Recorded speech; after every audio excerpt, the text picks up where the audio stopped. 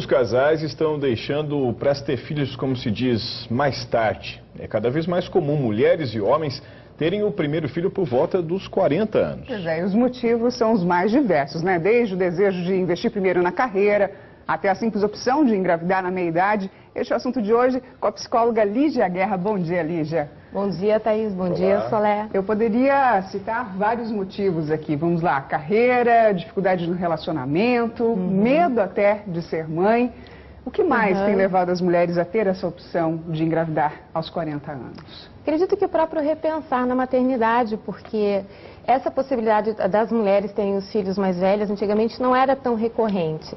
E hoje, com o avanço da medicina, com o avanço da carreira da mulher e até mesmo com os próprios homens também querendo, por vezes, ter os filhos mais velhos, acho que essa também é uma grande mudança que a gente às vezes não coloca, mas que por vezes o casal decide isso. Ou até o relacionamento novo traz isso para os dois como inspiração. E o que cabe nesse tipo de reflexão aí? São vários fatores que devem ser considerados, não? Eu acho assim, Solé, que primeiro, eu realmente quero ter filho aos 40 anos, ou isso é uma imposição social, eu demorei para tomar essa decisão agora, porque eu realmente estava com medo de ser mãe e de repente eu não queria. E daí a urgência do tempo faz então eu ter que decidir isso muito rápido. Então a maturidade. Uma vez que a pessoa sinta, não, eu quero sim. Realmente o que faltou para mim foi talvez um planejamento econômico melhor, ou meu parceiro chegou um pouquinho mais tarde e agora eu tenho esse parceiro para dar apoio. Porque essa coisa da mulher ter filho sozinha é muito complicado. A gente pode até acenar essa bandeira, mas a criança precisa de pai, sim. Isso é muito importante. E há uma cobrança também, Lígia, de que às vezes a mulher não se completaria se ela não for mãe. Isso não é verdade. Claro que não. Nós temos mulheres muito felizes, muito realizadas. A gente tem um exemplo aí, né, de uma obra, Comer, Rezar e Amar, que até foi para o cinema, né, virou assim, um best-seller, porque a escolha dela foi justamente essa, uma jornalista independente que quis viver a vida dela de uma forma diferenciada.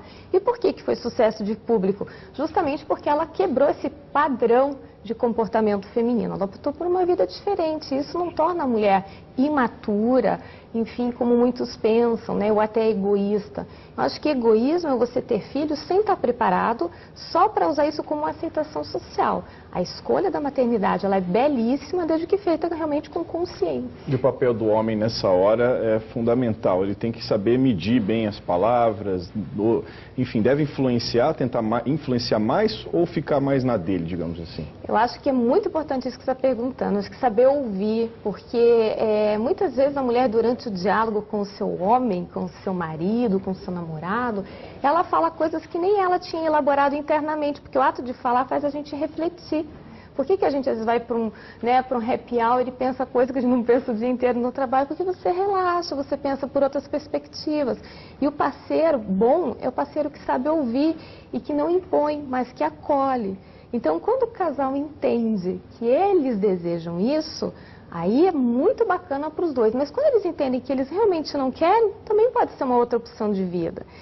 Então, os 40 anos, eles trazem, assim, uma angústia por um lado, mas uma grande maturidade para se pensar em outras coisas por outro. Nós vamos conhecer agora, Lígia, duas mulheres que engravidaram depois dos 40, ali perto dos 40 anos. A reportagem é de Odilon Araújo. Bercinho em casa, quarto colorido, muitos brinquedos e quanto carinho. Ela nem imaginava mais que voltaria a cuidar assim de um bebê. Regiane casou muito nova. Ao lado do marido, criou as duas filhas e também muito jovem ficou viúva e virou avó. Ela tinha voltado a trabalhar e, de repente, consequência de um relacionamento rápido, estava grávida pela terceira vez, aos 43 anos de idade. Nossa, foi uma mudança 360, 720 graus, né? Porque foi uma mudança radical. Com a gravidez, muitos outros desafios vieram, como contar aos pais e às duas filhas, por exemplo. Foram alguns meses até ela revelar que as meninas iam ganhar um irmãozinho. Como que eu ia chegar e contar se eu tô grávida? Sem um casamento, sem um namoro firme, sem estar morando com alguém, né? Raíra, agora a irmã do meio, revela. Foi tudo bem diferente do que a mãe imaginava. Eu achava que a gente ia meio que rejeitar ela, que a gente não ia aceitar essa gravidez dela. Então, enquanto ela chorava e contava, eu e minha irmã, a gente dava risada.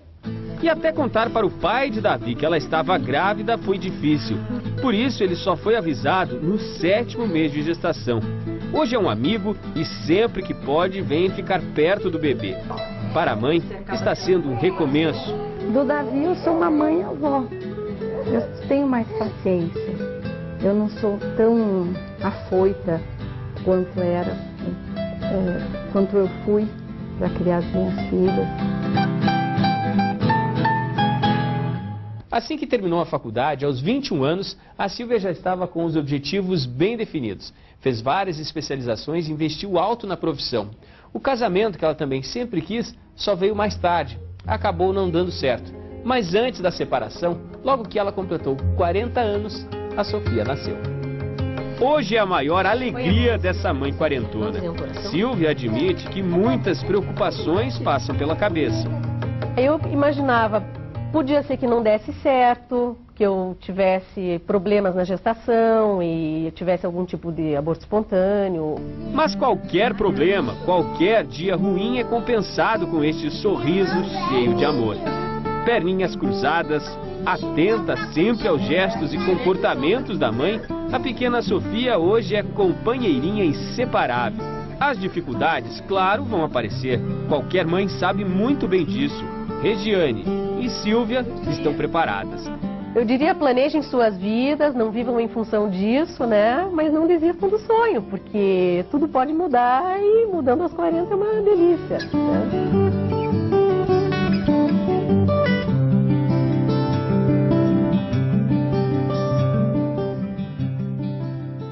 Duas belíssimas histórias, né, Lígia? Nossa, e como chama atenção essas famílias mosaico, que a gente já conversou aqui em outra ocasião, porque como a reconfiguração familiar, de repente duas adolescentes ajudando a mãe aí, né, que a criar é o caso da Regiane. Exato. E a gente hoje vê, inclusive, mães que engravidam com filhas. As filhas na casa de 20 e poucos, a mãe acaba tendo uma gravidez tardia, até por essa reconfiguração de relacionamento.